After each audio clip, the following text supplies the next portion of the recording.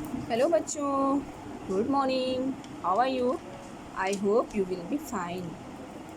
प्यारे बच्चों, मैं शाहाना शबी आपकी इंग्लिश की टीचर हूँ और मैं क्लास 10th में इंग्लिश ग्रामर में सेक्शन बी में आज आपको मैं पहला lesson parts of the sentence पढ़ाऊँगी। प्यारे बच्चों, पार्ट्स ऑफ द सेंटेंस समझने से पहले हमें ये समझना बेहद ज़रूरी है कि सेंटेंस क्या है।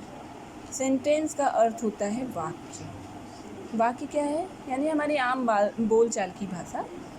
जब हम कुछ बोलते या लिखते हैं तो शब्दों का प्रयोग करते हैं, हम इनको समूहों में प्रयोग करते हैं, अतः ये सार्थक शब्द समूह ही वाक्य हैं। सार्थक शब्द समूह का क्या मतलब हुआ? सार्थक शब्द समूह का मतलब हुआ जिसका कोई अर्थ निकले, जिसकी कोई मीनिंग निकले। जैसे एग्जाम्पल के तौर पे हम देख लेते हैं कि Mohan is writing a letter. Mohan एक पत्र लिख रहा है। अब इसमें क्या है कि इसमें वो एक पत्र लिख रहा है ना। यहाँ पे आपने देखा कि Mohan is writing a letter, Mohan एक पत्र लिख रहा है, यानी कि इसको हमने सही क्रम में लिखा। ये नहीं कि अगर हम लिख दें मोहन राइटिंग अ लेटर या Mohan a letter is writing, तो ये हमारा सही क्रम नहीं होगा, ये गलत हो जाएगा। तो हमारा कहने का ये मतलब है कि जो एकदम क्रम में हो, जिसका कोई अर्थ निकलता हो, उसे ही हम सेंटेंस कहते हैं।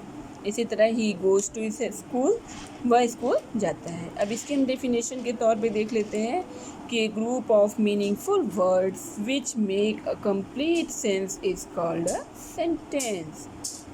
सार्थक शब्दों का वह समूह जो पूरा अर्थ या भाव प्रकट करता है वाक्य कहलाता है।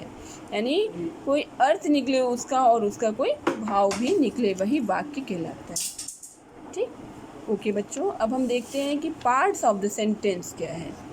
पार्ट्स ऑफ द सेंटेंस, जैसा आप देख रहे हैं कि मैंने दिखाया है, यहाँ दो पार्ट्स हैं। पार्ट्स मतलब भाग। सेंटेंस के दो भाग होते हैं, एक होता है सब्जेक्ट और एक होता है प्रेडिकेट। सब्जेक्ट क्या होता है? उद्देश्य, यानी कर्ता।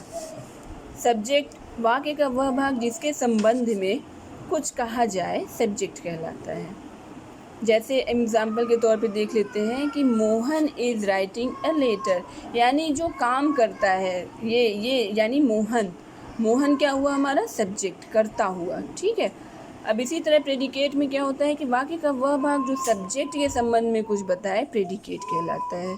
यानी कि इस सेंटेंस में हमने देखा कि Mohan is writing a letter, Mohan एक पत्र लिख रहा है। तो इसमें काम कौन कर रहा है? मोहन। लेकिन वो क्या काम कर रहा है, उस चीज़ को हम कहते हैं प्रेडिकेट। राइटिंग अ लेटर, एक पत्र लिख रहा है, ये चीज़ जो है वो प्रेडिकेट कहलाई। प्यारे बच्चों, तो ये प्रेडिकेट में क्या हो गया कि वाक्य का वह भाग जो सब्जेक्ट के संबंध में कुछ बताए, प्रेडिकेट कहलाता है। ठीक है, इसको हम टेबल के अकॉर्डिंग भी समझ लेते हैं। एक मैंने टेबल बनाई हुई है, यहाँ देख रहे हैं आप प्यारे बच्चों। आप इसको अपनी कॉपी में बना लेंगे और इस चीज़ों को जो भी मैंने आपको बताई है उसको आप अपनी कॉपी में नोट डाउन भी कर लेंगे। ठीक है प्यारे बच्चों, अब हम देखेंगे कि टेबल में मैंने देखा कि यहाँ दो पार्ट है, एक सब्जेक्ट और एक प्रेडिकेट। सब्जेक्ट में मैंने लिखा है, एक मैंने सेंटेंस बनाया है, बर्ड्स फ्लाई, आई क्लैप, दे लॉफ।